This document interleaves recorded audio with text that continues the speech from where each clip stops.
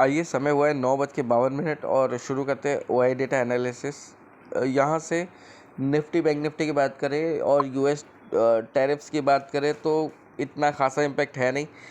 23,280 का ऊपर का टॉप हमने किया है, 23,145 का हमने लो किया है, जिसको हमको कल भी एक्सपेक्टेशन था कि यहाँ तक तो हम आएंगे ही आएंगे और हम आ चुके हैं वहाँ पे। अब ध्यान यही देखना है कि ऊपर की रेंज तोड़ेंगे या नीचे की रेंज तोड़ेंगे, ठीक है, वो भी हम देख लेंगे लेवल्स के ऊपर। बैंक निफ्टी की बात करें, 51,400 के आसपास का हाई बना है और अभी लेवल देखना होगा कि कहाँ तक की अपसाइड दिख सकती है। 13.74 के लेवल पे इंडिया विक्स ट्रेड कर रहा है और आज की है निफ्टी की expiry, because it's Thursday today, ठीक है। अब इंडिया एग्जाम्शन एक्सपेक्ट कर रही है, क्या चल रहा है वो हम कहानी देखेंगे। फिलहाल निफ्टी बैंक निफ्टी के लेवल देखते हैं। तो कोई गड़े मुर्दे वाला रेजिस्टेंस नहीं है, कोई गड़े मुर्दे वाला सपोर्ट नहीं है बैंक निफ्टी में। एटलीस्ट 52,200 तक देखो लास्ट ट्रिगर था ये 2 तारीख के रेसिप्रोकल टैरिफ्स, और इसका कुछ खासा इम्पैक्ट इंडिया के मार्केट्स पे पड़ने नहीं वाला है, क्योंकि कुछ एक कंपनीज है जो इम्पैक्ट कर रही है। इसका मतलब ये तो नहीं है कि सारी कंपनीज पे इम्पैक्ट पड़ेगा। तो अपसाइड के चांसेस है, 52,200 तक की अपसाइड बन रही है और ये इंट्राडे पोजीशन दिख रही है हमको। तो हमको यही फोकस करना है कि 51,500 के ऊपर अभी हम 51,351 के ऊपर ट्रेड करें। 51,500 के ऊपर जैसे ही निकलते हैं और थोड़ी तेज़ी दिखा के 51,600 को क्रॉस करके टिक जाते हैं 15 मिनट, तो फिर अच्छी तेज़ी बनेगी 51,850 से 52,050 तक की, क्योंकि 52,200 पे गड़े मुर्दे हैं। तो उससे ऊपर का लेवल आज के लिए एक्सपेक्ट करना थोड़ा मुश्किल है। अब बचे हुए समय में 51,000 के नीचे टिकना थोड़ा मुश्किल है, ठीक है। तो 51,000 एक क्रूशल सपोर्ट के लिए काम करेगा। इन एनी केस 51,000 टूटता है तो कहीं ना कहीं फिर 50,550 50,650 के आसपास के लेवल मिलते हैं। सपोर्ट यहाँ पे मिल ही जाएगा। यहाँ से वापस बाउंस करके हम कहीं ना कहीं 50,000 51,200 51,300 के आसपास ट्रेड करना शुरू कर देंगे। तो जो नीचे के सपोर्ट लेवल बताए हैं वहाँ पे आपको अगर गलती से दिख जाए तो ख़रीद ही लेना है।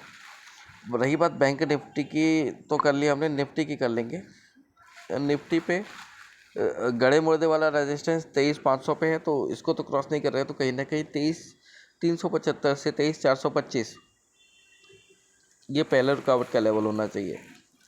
यहाँ पे आके अगर थोड़ा कूल डाउन होते हैं और अगर वापस रीअटेम्प्ट करते हैं, ठीक है, कूल डाउन का मतलब 75 पॉइंट नीचे आ रहा, पहले तो हाई मारने दीजिए, उसके बाद में 75 पॉइंट की बात करेंगे हम।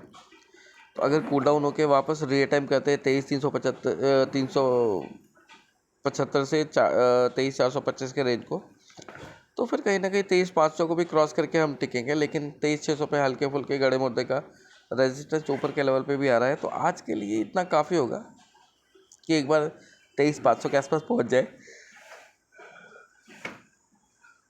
नीचे की साइड की बात करें तो नीचे की साइड में गड़े मुर्दे वाला सपोर्ट नहीं है, है ना। तो इम्पोर्टेंट ये होगा कि किसी भी कंडीशन में 23,200 के नीचे का लेवल हम टेस्ट नहीं करें।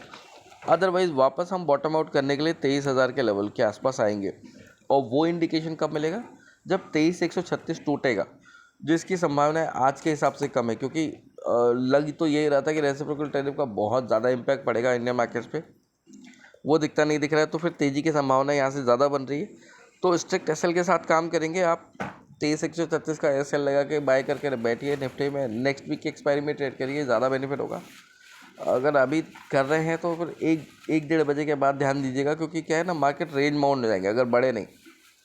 अगर 11 बजे से पहले हम निफ्टी पे 23,300 के ऊपर निकल के टिक जाते हैं, और बैंक निफ्टी की बात करें तो 51,500 के ऊपर, फिर एक अच्छी तेज़ी और शॉर्ट कवरिंग हम एक्सपेक्ट कर सकते हैं मार्केट में।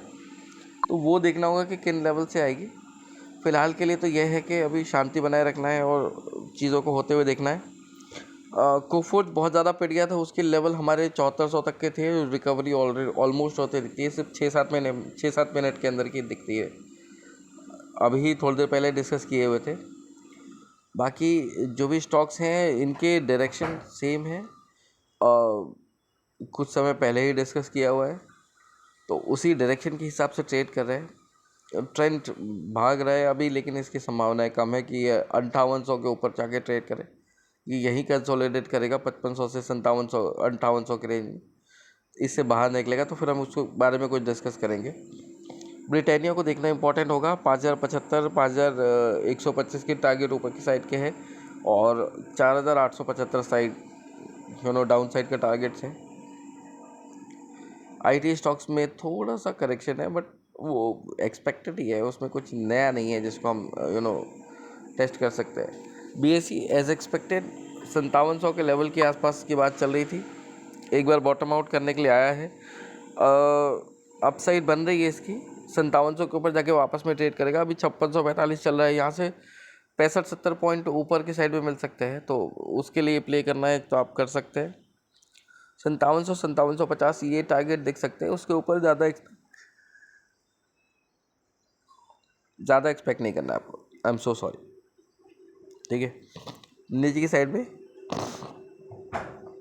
5550 के लेवल ही है, नहीं तोड़ेगा, तो इसको देखकर ट्रेड करना है। फ़िलहाल के लिए इतना ही। अभी आज निफ्टी की एक्सपायरी है तो इंडाइसेस थोड़ा सा कंसोलिडेट करेंगे ताकि प्रीमियम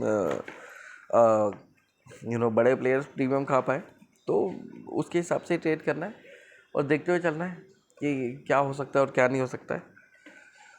अभी के लिए इतना ही, फिर मुलाकात होगी आपसे। कोई कमेंट कोई क्वेरी हो तो कमेंट करके प्लीज़ पूछ लीजिएगा, ठीक है, कि किस तरह का व्यू बनाना है। 76,284 पे अभी सेंसेक्स ट्रेड कर रहा है। इसके बारे में फ़िलहाल कमेंट नहीं कर रहा हूँ, शायद 150 वाले वीडियो में कुछ कमेंट करूँ, ठीक है, लेट इट बी। 50-900 पी दिया था, 535 और 585 का टारगेट के लिए 503 पे आता ट्रेड करता दिख रहा है, और 23,350 पी का 175 का टारगेट दिया था, वो भी आ जाएगा। इसमें थोड़ी देर वेट करना पड़ेगा बस, ठीक है। फिलहाल के लिए इतना ही, मिलता हूँ 150 पे।